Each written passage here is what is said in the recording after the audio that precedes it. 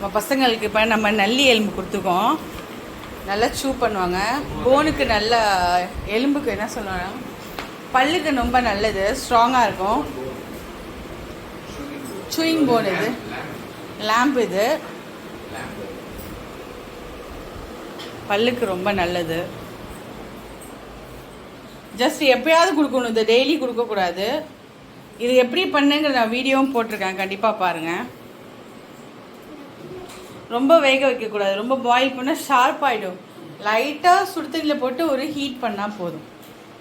இது வந்து நம்ம பசங்களுக்கு கொடுத்தா அந்த ஜா அந்த அந்த பல்லு எல்லாம் வந்து நல்லா ஸ்ட்ராங்காக இருக்கும்.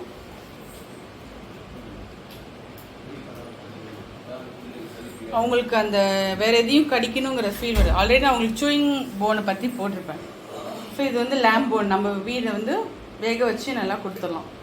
லைட்டாக ஒரு ப்ரீ ஹீட் மாதிரி சுடுதண்ணியில் பண்ணி,